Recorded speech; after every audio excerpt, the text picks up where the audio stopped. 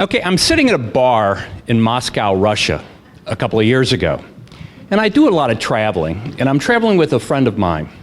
And we're with two people that are kind of acting as our hosts and guides. And we're sitting at this bar having an absolute great time. There's nobody in the place speaks English.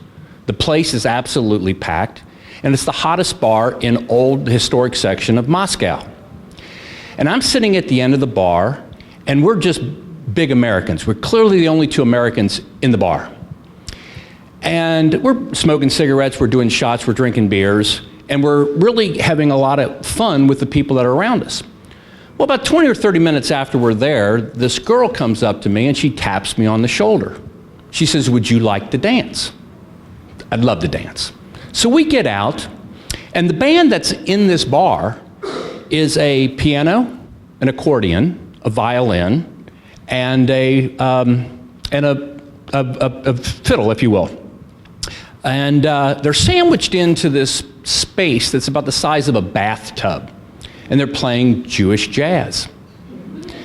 So we go out to the dance floor, and over the sound of the music, I say, "What's your name and what's your story?" So in this broken English, but it's discernible, she says, "My name's Lucia, and I own this place." I said, "It doesn't get any better than this, okay? We're having a blast at this point." So about 10 minutes go by, and she has to go her way, and I go my way back to my friends at the bar. But before I take off, we make arrangements to meet up and have coffee in a couple of days. I want to hear more about her story of this bar, and I'm drinking up literally every experience I can in Russia. So I meet her at a coffee shop, and I say, "Okay, tell me a little bit about how you got started in this business." And that was kind of like the first question. And there's two very important dates in recent Russian history that lead to this conclusion. First one was 1989, the fall of the Iron Curtain and the dissolvement of the Soviet Union. The next one was 1998, when Russia's bond market totally collapsed.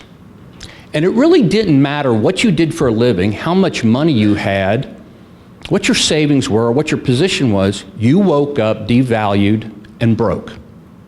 The Russian ruble fell 90% of its value. Lucia, at this time, a few years earlier, after the fall of the Soviet Union, new freedoms were abounded. And one of the freedoms was people were allowed to travel had they never been before. But the offshoot of that was the divorce rate skyrocketed to over 60% over the next couple of years. Russia had no support system for anyone. Didn't matter if you were female or male, you got brandished by literally no support system, financial support system, coupled with the financial crisis. So Lucia is a mother of two small children. She has two friends that are also divorced that have small children. Lucia works in a bar as a bartender at a hotel. One of the girls works and does nails at the same salon at the hotel, and another girl does hair. These three girls and four children move into a big one-room flat in Moscow. One girl every day starts teaching her friends how to do hair. The other girl teaches her friends how to do nails, and Lucia, who's a bartender, starts paying attention to how the bar is managed and run from her perspective as a bartender. These three women and four children live off one person's income for the next 3 years. They have a pickle jar that they put on the table in the middle of the area that they used as the kitchen, and that pickle jar every day was a recipient of their wages and their tips for 3 years. They told everybody they could about what they wanted to do. They leveraged the relationships of everybody that they possibly could meet about what they wanted to do.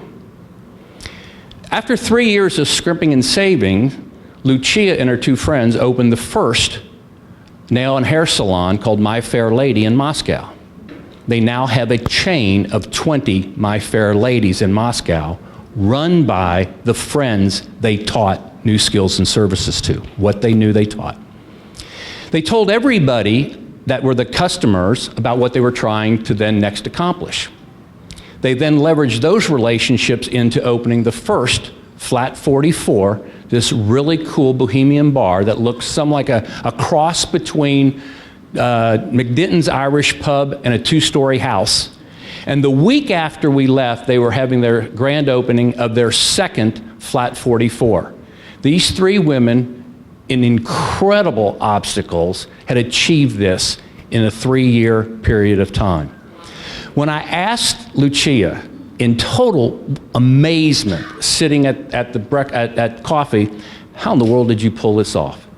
She goes, Ron, in her broken English, she says, we didn't know what we could do.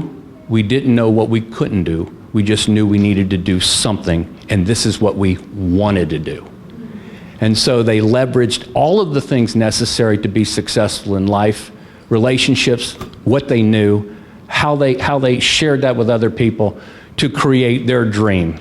And I went online the other day, and all these businesses are still flourishing. And so, anyway, that's the obstacles that you can overcome are insurmountable. Thank you.